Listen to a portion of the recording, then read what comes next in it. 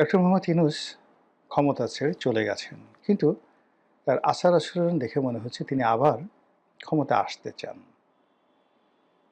তিনি অনেক মেহনত করে, কষ্ট করে সেই যমুনাতে এসেছেন জনাব তারেক রহমান সাহেবের সাথে দেখা করার জন্য। এখনো পর্যন্ত তিনি এসএসএ প্রোটোকল পাচ্ছেন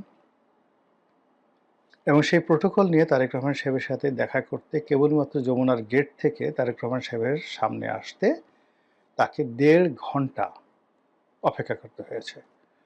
৮৮ বছরের মানুষ, একজন মানুষ কতটা ক্ষমতা লোভী হলে, কতটা ক্ষমতাকে ভালোবাসলে, ক্ষমতার সঙ্গে অ্যাটাচড থাকার যদি ইচ্ছা থাকে, তাহলে কোন পর্যায়ে হলে একটা মানুষ এই কষ্ট করতে পারে? কই আমরা তো গেলাম না, আগ্রহী হলো না। আমাদের কি কোনো ক্ষতি হয়েছে?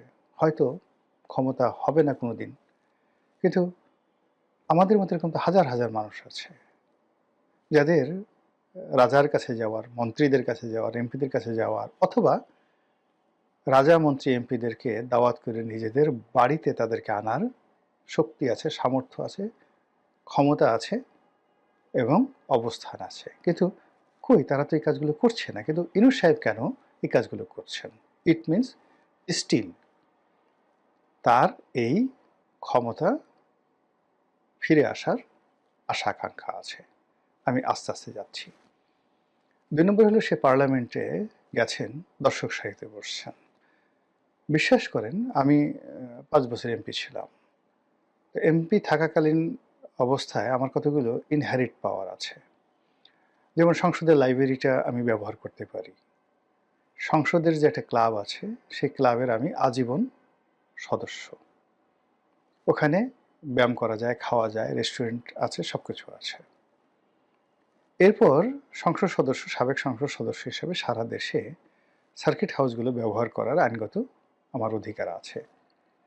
আমি তো একদিনের জন্য কোনোদিন সংসদে যাইনি। এমনকি আমার বন্ধু-বান্ধব যারা সংসদ সদস্য, সাবেক সংসদ সদস্য বা বর্তমান সংসদ সদস্য রূপে ওই সংসদের ভিতরে বিয়ের অনুষ্ঠান আয়োজন করেছে, আমি সেই বিয়ের অনুষ্ঠান পর্যন্ত যাইনি। আমার তো আমি ওদিকে তাকাইও না। আমি কোনোদিন মানে ওখানে চটপটি খাওয়ার জন্য যাই না। কি হয় বলেন তো? কিন্তু তাকে এই সংসদ অধিবেশনে আসতে হয়েছে।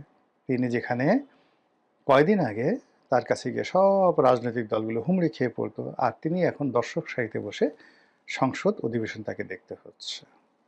তার বয়স এখন প্রায় ৯০ বছর। এই ৯০ বছর মানুষে কি করে? আল্লাহ বিল্লাহ করে, জিকির করে, আজকার করে, পরকালের কথা চিন্তা করে, নিজের অপরাধের কথা চিন্তা করে, বিনয়ী হয়।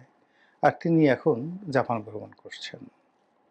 আর প্রতিদিন কার সাথে তার কি বৈঠক হচ্ছে সেগুলো ইংরেজিতে লিখে ফেসবুকে দিয়ে বেড়াচ্ছেন।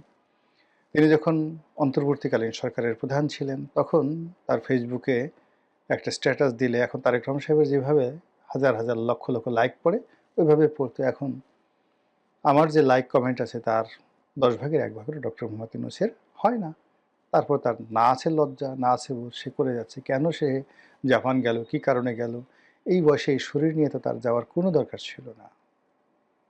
এই গেল এক। মানে ইট মিনস তার মুভমেন্ট দেখে মনে হয় যে সে ক্ষমতাকে ভালোবাসে, ক্ষমতা তার খুবই পছন্দ, ক্ষমতার সাথে থাকতে ভালো লাগে তার, এবং দেশি বিদেশি ক্ষমতাধরদের সাথে তার যে দহরম-মহরম সম্পর্ক, এটি তিনি উপভোগ করেন।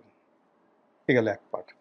দ্বিতীয় পার্ট হলো, যে রয়্যাল বেঙ্গল টাইগার একবার মানুষের মাংস খেয়েছে, সে আর অন্য মাংস খেতে চায় না। তা ক্ষমতালোভী মানুষ যারা একবার ক্ষমতা পেয়েছে, পরবর্তীতে ক্ষমতায় যাওয়ার জন্য তারা বেপরোয়া হয়ে পড়ে, নির্মম হয়ে পড়ে, নিষ্ঠুর হয়ে পড়ে, না পারে এমন কোনো কাজ নেই।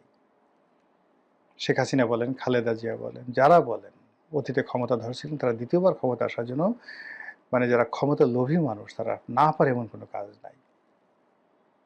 মানে এটা ক্ষমতার যে আকর্ষণ, টাকা, সেক্স মানে যৌন মিলন, অন্য যে কোনো জিনিসের চাইতে, পার্থিব যে কোনো জিনিসের চাইতে এটা সুতীব্র আকর্ষণ, ক্ষমতার আকর্ষণ। ফলে দেখুন, মানুষ যখন ধর্ষণ করতে যায় বা খারাপ কাজ করতে যায়, তখন সে কতটা পশু হয়ে যায়।